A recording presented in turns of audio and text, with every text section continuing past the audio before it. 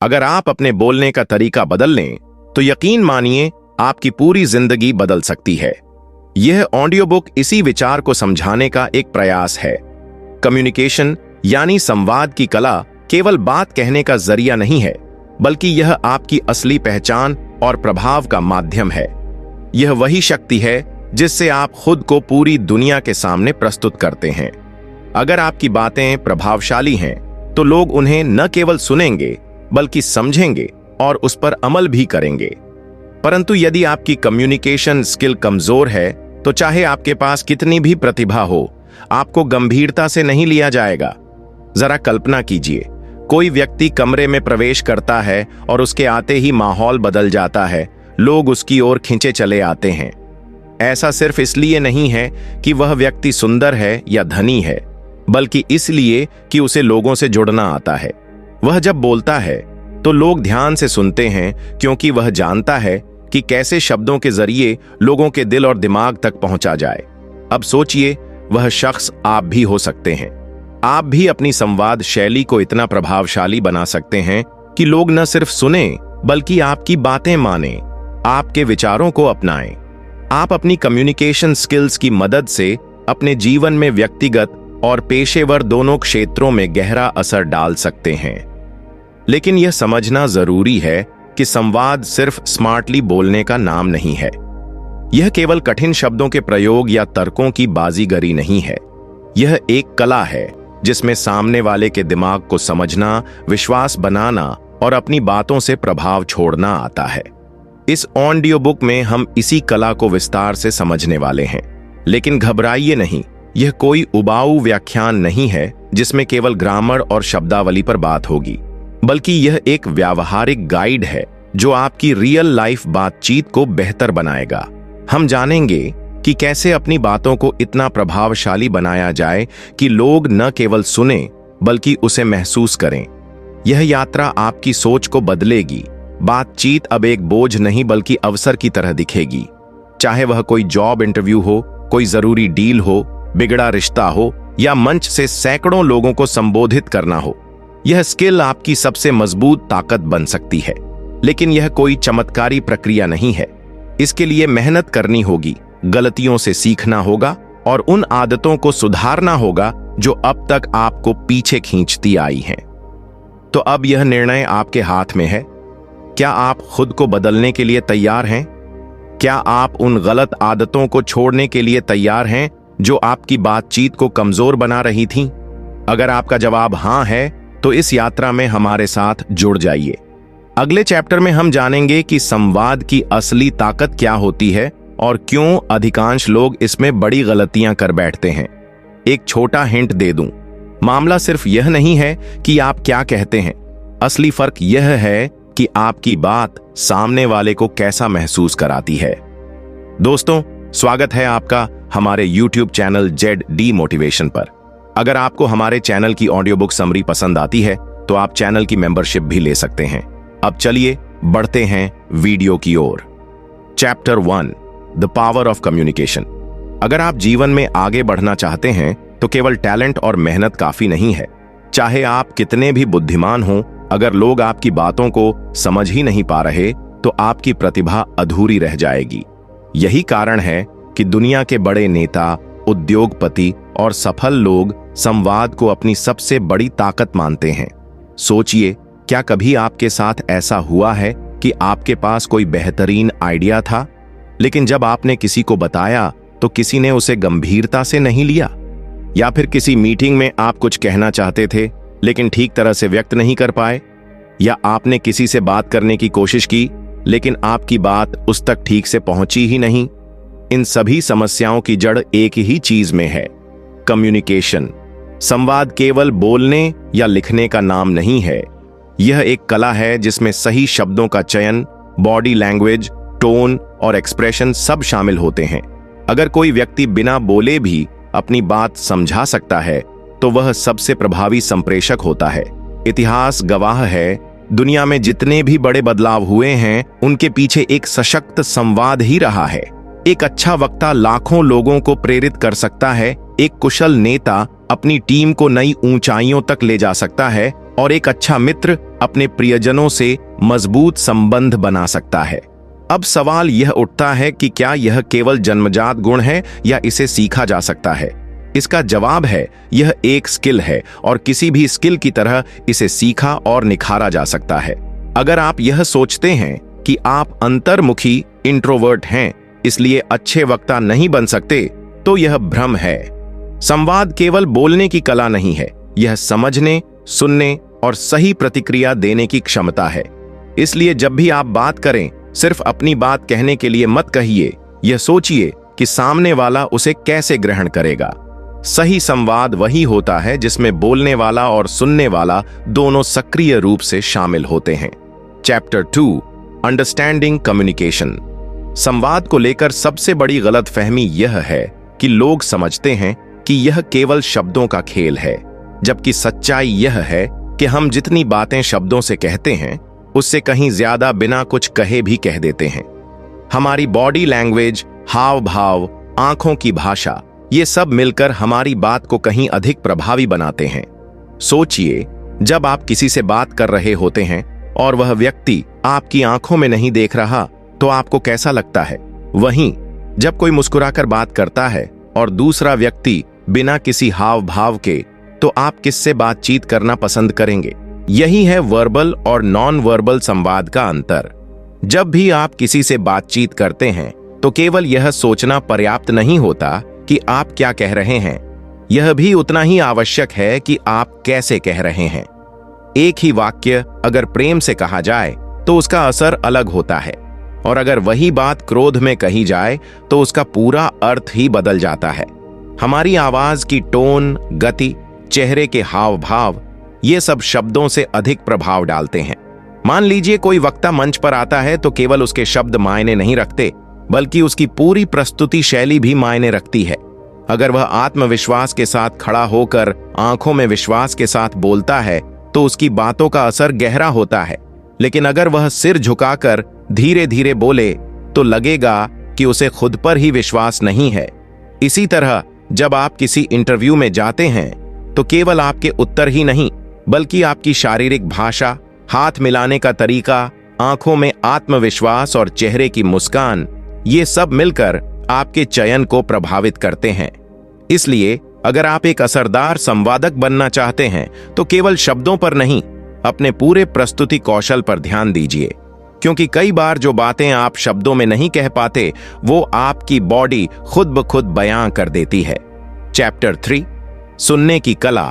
अधिकतर लोगों का मानना होता है कि प्रभावशाली कम्युनिकेशन केवल अच्छी बोलचाल की क्षमता पर निर्भर करता है, लेकिन हकीकत यह है कि सच्चा और सफल संवाद तभी मुमकिन होता है जब हम एक अच्छे श्रोता भी बने। सोचो, यदि तुम लगातार बोलते रहो और सामने वाले की बातों को सुनने का प्रयास न करो, तो वह व्यक्ति कितनी देर तक तुम्हारी बातों में दिलचस्पी रखेगा? कल्पना करो कि तुम किसी को अपनी कोई समस्या बता रहे हो, लेकिन वह व्यक्ति बार बार मोबाइल देख रहा है या किसी दूसरी चीज में व्यस्त लग रहा है। उस समय तुम्हें कैसा लगेगा? जाहिर है, तुम महसूस करोगे कि उसे तुम्हारी बातों की कोई परवाह नहीं है। और यही गलती हम भी कई बार अनजाने में कर बैठते हैं, जब हम वास्तव में सुनने की बजाय जवाब देने की तैयारी कर रहे होते हैं। एक कुशल कम्युनिकेटर बनने का सबसे बड़ा रहस्य यह है कि सामने वाले को यह एहसास दिलाया जाए कि उसकी बातों की हमारे लिए अहमियत है। जब भी कोई तुमसे बात करे तो ध्यानपूर्वक सुनो, उसकी बातों को बीच में मत काटो। उसे सिर्फ सुना नहीं जाए, बल्कि उसकी भावनाओं को भी समझा जाए। सुनने की एक और विशेष कला होती है, मौन को समझना। अक्सर लोग अपनी भावनाएं शब्दों में नहीं कह पाते, लेकिन उनकी बॉडी लैंग्वेज, आवाज की टोन और चेहरे के हाव भाव बहुत कुछ बयां कर रहे होते हैं।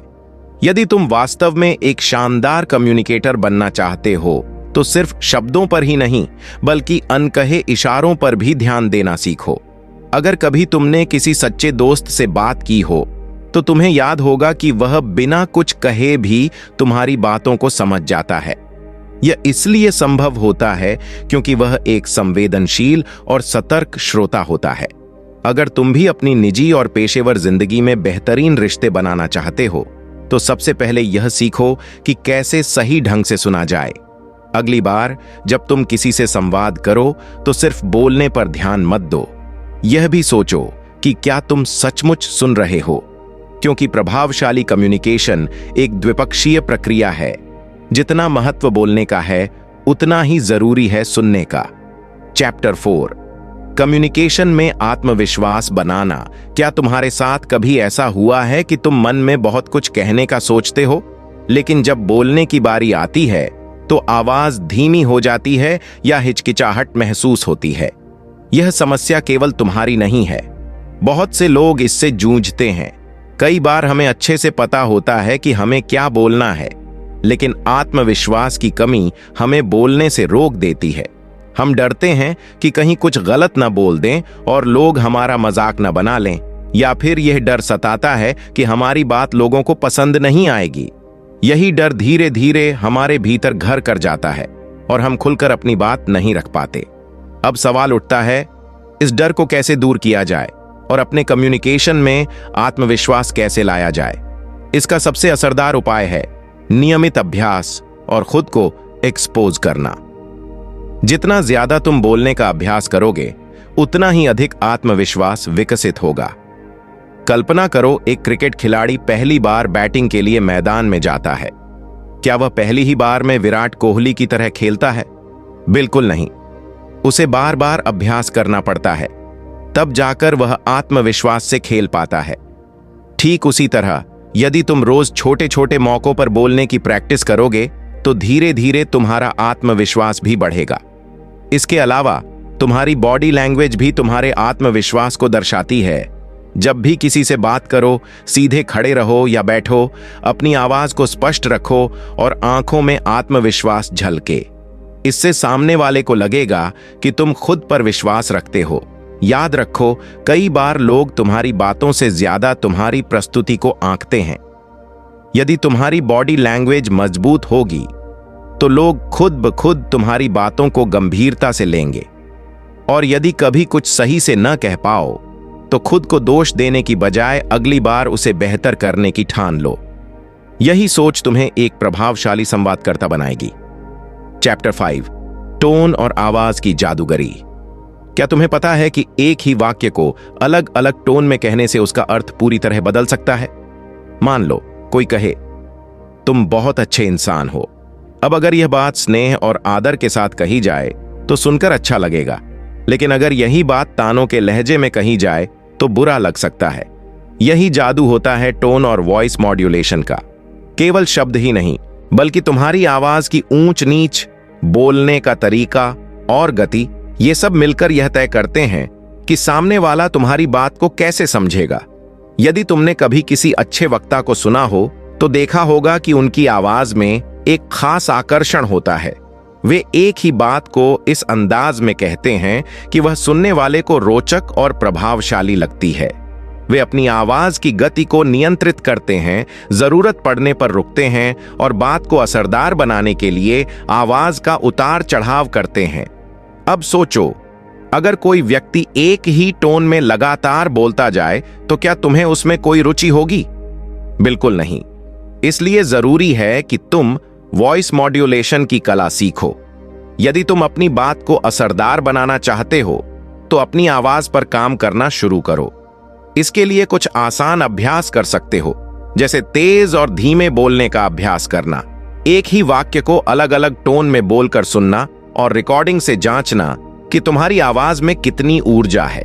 याद रखो, जब भी किसी से संवाद करो, तुम्हारी टोन तय करती है कि सामने वाला तुम्हें कितनी गंभीरता से लेगा। इसलिए अपनी आवाज की ताकत को पहचानो और उसे अपने पक्ष में इस्तेमाल करना सीखो। चैप्टर 6, कठिन बातचीत को कैसे संभालें। हमारी जिंदगी में कई बार ऐसे मौके आते हैं जब हमें किसी से कोई कठिन बात करनी होती है। हो सकता है वह कोई बहस हो, किसी को समझाना हो या फिर कोई बुरी खबर देनी हो। लेकिन ऐसे वक्त पर अक्सर लोग घबरा जाते हैं या गुस्से में आकर गलत शब्दों का चयन कर लेते हैं। मान लो तुम ऑफिस में हो और तुम्हें अपने सीनियर से यह कहना है कि उनका दिया हुआ काम ठीक नहीं है। यदि तुम सीधे कह दोगे आपका काम गलत है तो क्या होगा? या तो सामने वाला नाराज हो जाएगा या तुम्हारी बात को नजरअंदाज कर देगा। लेकिन अगर तुम कहो, मुझे लगता है कि इस काम में कुछ और सुधार किए जा सकते हैं, क्या हम इस पर फिर से चर्चा कर सकते हैं, तो सामने वाला तुम्हारी बात को खुले दिल से सुनेगा। मुश्किल संवाद को आसान बनाने का सबसे अच्छा तरीका है शांत और सकारात्मक लहजे में बात करना। गुस्से में कुछ भी कह देना आसान होता है, लेकिन एक अच्छा कम्युनिकेटर वह होता है जो अपनी भावनाओं को नियंत्रण में रखकर सोच समझकर शब्दों का चुनाव करता है। दूसरी महत्वपूर्ण बात है सामने वाले को सुनना।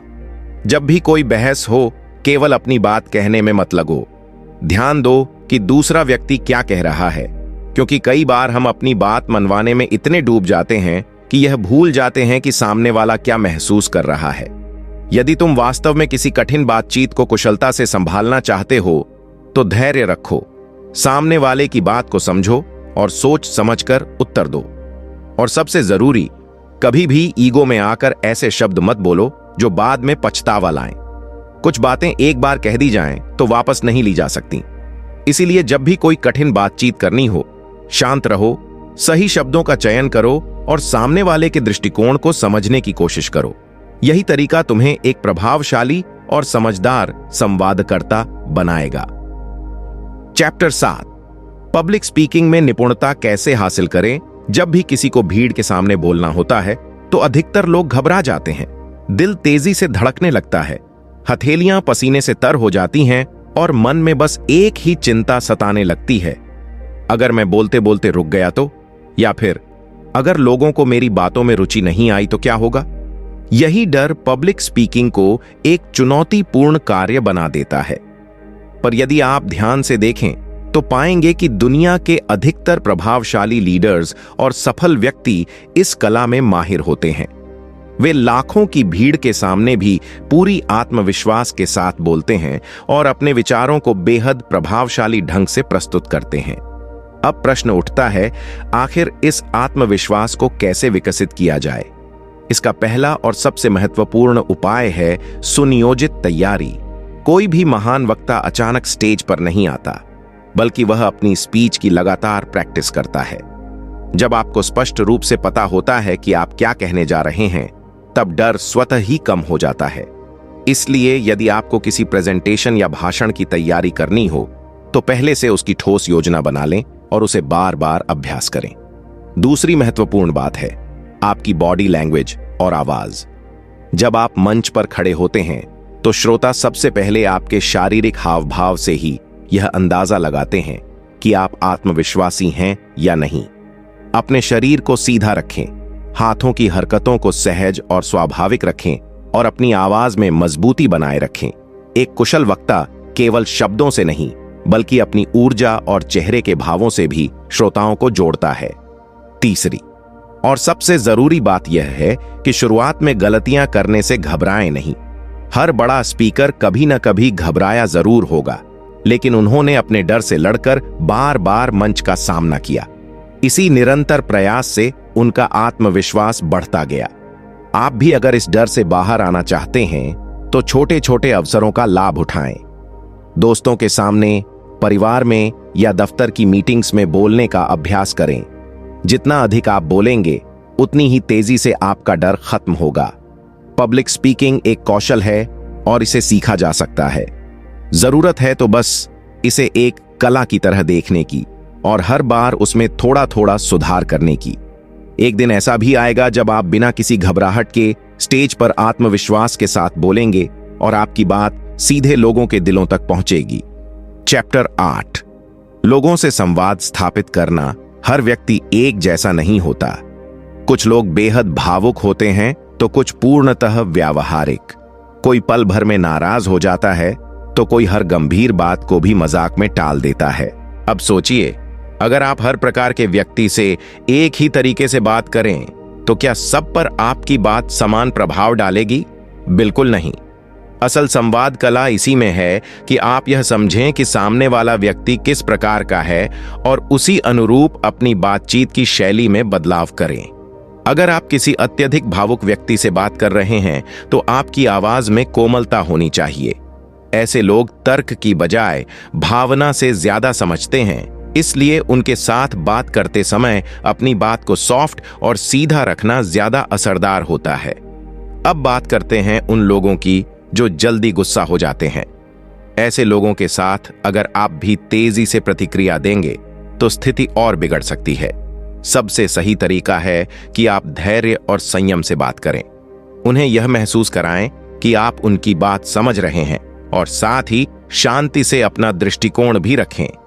फिर आते हैं वे लोग जो हर बात को हंसी मजाक में लेते हैं। यदि आपको ऐसे किसी व्यक्ति से कोई गंभीर विषय पर बात करनी है तो एक सहज और दोस्ताना लहजा अपनाएं। ज्यादा औपचारिक होने की बजाय अगर आप हल्के फुल्के अंदाज में बात करेंगे तो वे ज्यादा ध्यान देंगे और आपकी बात को गंभीरता से लेंगे। हर व्यक्ति को समझना और उसके अनुसार अपनी संवाद शैली को ढालना ही एक सच्चे संप्रेषणकर्ता की पहचान है। अगर आप इस हुनर में निपुण हो जाते हैं तो आपकी निजी और पेशेवर जिंदगी दोनों ही अधिक सहज और सफल हो जाएगी। आप हर तरह के इंसान से प्रभावशाली तरीके से संवाद स्थापित कर सकेंगे। चैप्टर 9, कम्युनिकेशन में इमोशनल इंटेलिजेंस की भूमिका। संवाद केवल शब्दों का आदान प्रदान नहीं है, यह एक भावनात्मक जुड़ाव भी है। कई बार ऐसा होता है कि कोई व्यक्ति बहुत अच्छा बोलता है लेकिन उसकी बातों में भावना की कमी होती है, जिससे लोग बोरियत महसूस करते हैं। वहीं कुछ लोग ज्यादा तकनीकी शब्द नहीं बोलते लेकिन उनकी बात सीधे दिल को छू जाती है। यही अंतर होता है इमोशनल इंटेलिजेंस का। इमोशनल इंटेलिजेंस का मतलब है कि आप सामने वाले की भावनाओं को समझें और उसी के अनुसार प्रतिक्रिया दें। उदाहरण के लिए, अगर कोई व्यक्ति दुखी है तो पहले उसकी स्थिति को समझिए और फिर अपनी बात कहिए। अगर कोई गुस्से में है तो खुद को शांत रखिए और उसकी बातों को बिना टोका टाकी सुनिए। इसका सबसे बड़ा लाभ यह होता है कि आपके रिश्ते गहरे और मजबूत बनते हैं, चाहे वह आपके क्लाइंट्स हों, सहकर्मी हों या परिवार के सदस्य। अगर आप उनकी भावनाओं को समझते हैं तो संवाद ज्यादा प्रभावी होता है। इमोशनल इंटेलिजेंस में एक और अहम पहलू है सेल्फ अवेयरनेस। कई बार हम खुद ही अपनी भावनाओं से अनजान होते हैं और बातों में कुछ ऐसा कह जाते हैं जो नहीं कहना चाहिए। लेकिन यदि आप यह जान जाते हैं कि आपकी मनः स्थिति क्या है और आप अपनी भावनाओं को नियंत्रित कर सकते हैं तो किसी भी बातचीत को बेहतर तरीके से संभाल सकते हैं। इमोशनल इंटेलिजेंस न सिर्फ आपके कम्युनिकेशन को बेहतर बनाता है बल्कि यह आपको एक संवेदनशील और समझदार इंसान भी बनाता है। जब आप दूसरों को समझने लगते हैं तो लोग भी आपकी बातों को ज्यादा गंभीरता से लेने लगते हैं। इसलिए यदि आप वास्तव में अपनी संवाद कौशल को निखारना चाहते हैं तो सबसे पहले अपनी इमोशनल इंटेलिजेंस को मजबूत बनाइए। यही वह आधार है जो आपकी बातों को लोगों के दिलों तक पहुंचाएगा। Chapter 10, the art of listening. क्या आपने कभी महसूस किया है कि जब कोई व्यक्ति आपको ध्यान से सुनता है तो आपको कितना अच्छा लगता है, और जब कोई आपकी बात बीच में ही काट देता है या बिना सुने जवाब देने लगता है तो कैसा लगता है? यही फर्क होता है एक अच्छे और एक बुरे कम्युनिकेशन में। कम्युनिकेशन केवल बोलने का ही खेल नहीं है बल्कि सुनने का भी बहुत महत्वपूर्ण हिस्सा है। अगर आप सच में एक बेहतरीन कम्युनिकेटर बनना चाहते हैं तो सबसे पहले आपको यह सीखना होगा कि एक अच्छा श्रोता कैसे बनते हैं। कई बार ऐसा होता है कि हम जब किसी से बात कर रहे होते हैं तो हम उनकी बातों को सुनने के बजाय यह सोच रहे होते हैं कि हमें आगे क्या कहना है। यही गलती हमें एक कमजोर कम्युनिकेटर बना देती है। अगर आप चाहते हैं कि लोग आपकी बातों को गंभीरता से लें तो सबसे पहले आपको उनकी बातों को ध्यान से सुनना सीखना होगा। अच्छा सुनने का मतलब सिर्फ चुप रहना नहीं होता बल्कि इसका मतलब है पूरी तरह से ध्यान देना। जब कोई आपसे कुछ कह रहा हो तो उसकी बातों को सही से समझें, उसके शब्दों के पीछे छिपे हुए इमोशंस को समझें और फिर सोच समझकर जवाब दें। अगर सामने वाला महसूस करता है कि आप उसे सही से सुन रहे हैं तो वह आपको ज्यादा इज्जत देगा और आपकी बातों को भी गंभीरता से लेगा। अच्छा श्रोता बनने के लिए आप कुछ आसान तरीके अपना सकते हैं। एक, सामने वाले को अपनी बात पूरी करने का मौका दें। 2, उसकी बातों को सिर हिलाकर या बीच बीच में छोटे रिएक्शंस देकर यह दिखाएं कि आप ध्यान से सुन रहे हैं। 3. सबसे जरूरी, जवाब देने से पहले कुछ सेकंड के लिए रुककर सोचें कि सामने वाले ने क्या कहा और उसे किस तरह से सही जवाब दिया जाए। जब आप एक अच्छे श्रोता बन जाएंगे तो आपकी बातचीत और भी प्रभावी हो जाएगी। लोग आपसे बात करना पसंद करेंगे क्योंकि उन्हें लगेगा कि आप उनकी बातों को समझते हैं और उन्हें महत्व देते हैं।